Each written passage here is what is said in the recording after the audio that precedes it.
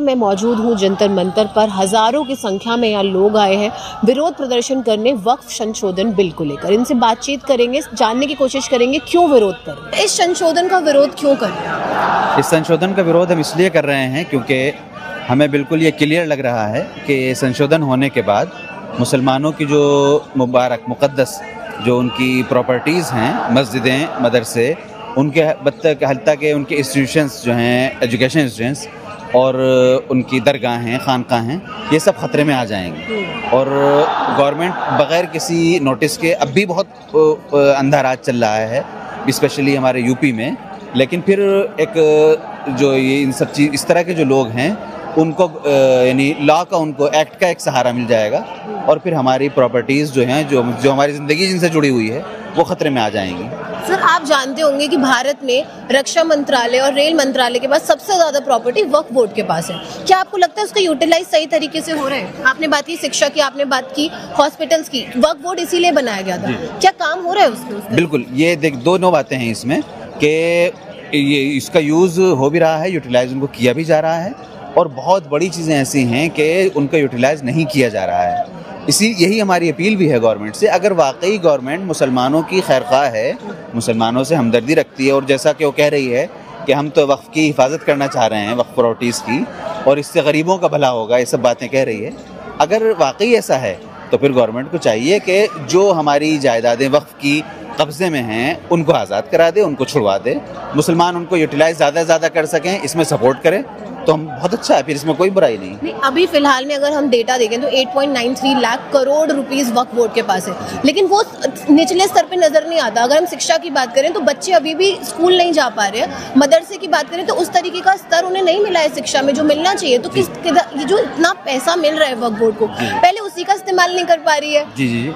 मैं दोनों बातें देखिए, ये कहना भी गलत है कि हम इस्तेमाल नहीं कर पा रहे, उनका इस्तेमाल हो रहा है, बड़ी चीज़ें चल रही हैं उससे। जैसे क्या, थोड़ा बताएंगे? हमारे मिसाल तौर पर ये पूरी यूपी में हमारे दसियों मैंने कम कहा, माफ़ कीजिएगा, सैकड़ों हमारे कब्रिस्तान हैं जिनका पूरा इंतज़ाम वक्फ बोर्ड के ज़रिए होता है। हमारे एजुकेशन इंस्टीट्यूशंस हैं जिनका इंतज़ाम वक्फ बोर्ड देखती है।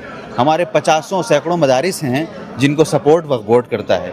और इसके अलावा जो रीजनल वक्फ बोर्ड जो हैं उन्होंने पर्सनल भी अपनी बहुत सारी चीज़ें बना रखी हैं, यानी विडोज़ जो हैं या यतीम बच्चे हैं, जो इस तरह की चीज़ें हैं, यतीम खाने हैं मुसलमानों के, इस तरह के बहुत सारे काम हो रहे हैं। तो अब जो अगर आप अमेंडमेंट कर लेते हैं उसमें, तो जो हो रहा है वो भी नहीं हो पाएगा।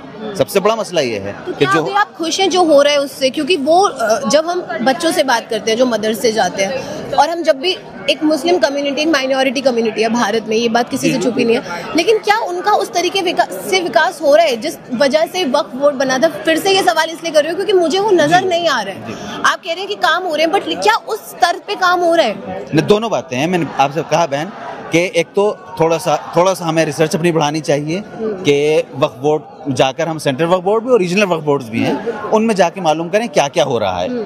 तो एक हमारे पास वो बिल्कुल सेलेक्टिव कलेक्टिव किस्म का एक डेटा होगा और वो सही होगा हमारे पास। दूसरा ये कि हम मुतमईन नहीं हैं इससे, बिल्कुल मुतमईन नहीं हैं आप के वक्फ बोर्ड का पूरी तरह यूटिलाइजेशन किया जा, ये इससे मुतमईन नहीं हैं। लेकिन अगर ये एक्ट आ जाता है, ये बन जाता है, ये उसमें अमेंडमेंट हो जाते हैं, पास हो जाते हैं, तो जितना हो रहा है ये भी नहीं होगा। क्या बदलेगा? फिर ये बदल जाएगा। मिसाल के तौर पर ऑनरेबल मुस्लिम पर्सनल लॉ बोर्ड ने 250 पेजेस का एक पूरा अपनी रिपोर्ट पेश की है, और अपनी जो गुजारिशें हैं, जो चाहती है बोर्ड, वो चाहता है वो पेश की है गवर्नमेंट के सामने और ज्वाइंट कमेटी के सामने पार्लियामेंट में। तो उससे मिसाल के तौर पर एक चीज बहुत आसानी से बदली जा सकती है कि बहुत सारे हमारी प्रॉपर्टीज ऐसी हैं जिनका जो बहुत पुरानी है, सैकड़ों साल से, कई सदियों से चल रही हैं, उनकी एंट्री उस तरह नहीं जिस तरह की अब की जायदादों की हो रही है, प्रॉपर्टीज की हो रही है। तो उस हमारी अमेंडमेंट के बाद कोई ऐसी किसी भी प्रॉपर्टी को गवर्नमेंट किसी भी तरह से बगैर नोटिस के अपने कब्जे में ले सकती है। इस तरह हमारी पता नहीं कितनी मस्जिदें होंगी, कितने मदरसे होंगे, क्या कुछ निकलेगा ऐसा। और जैसे मुल्क के हालात देख रहे हैं, अगर मुल्क के हालात बहुत नॉर्मल चल रहे होते, गवर्नमेंट बहुत माइनॉरिटीज के साथ बहुत अच्छा सलूक कर रही होती, तब तो बात पे थोड़ी देर को भरोसा किया भी जा सकता था। लेकिन अब तो बिल्कुल भरोसा नहीं किया जा सकता, जैसा कि हालात मुल्क में है। हमने देखी वो बहुत बिना मतलब किसी को बताए ये भी तस्वीरें सामने आ रही। मुझे नहीं लगता ऐसा कि वक्फ बोर्ड इतना स्ट्रांग हो गया हो कभी कि उसने जगह पे कब्जा कर। तभी थर्ड नंबर पे मतलब रक्षा मंत्रालय, रेल मंत्रालय के बाद तीसरे नंबर। सिर्फ देखिए, उससे एक डेटा है, वो एक सिर्फ ये है कि इतनी प्रॉपर्टी है, लेकिन उस पर होल्ड होना, उस पर कंट्रोल होना ऐसा नहीं।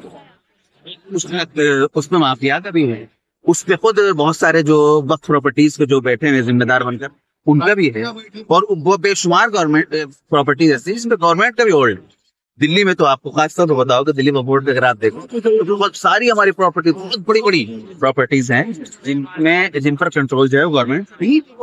तो अगर हमारे सिर्फ इतना कहना है, अगर गवर्नमेंट वाकई मुखलिस है, वाकई मुसलमानों के साथ भलाई करना चाहती है, वक्फ बोर्ड को जो उसने अथॉरिटी जितनी दे रखी है उसमें ना ज्यादा करे, लेकिन उन हमारी वक्फ प्रॉपर्टीज जो कब्जे में हैं उनको छुड़ा ले और उनको मुसलमान पूरी तरह यूटिलाइज कर सके, इसकी कोशिश कर, तो हम बहुत शुक्रगुजार होंगे गवर्नमेंट।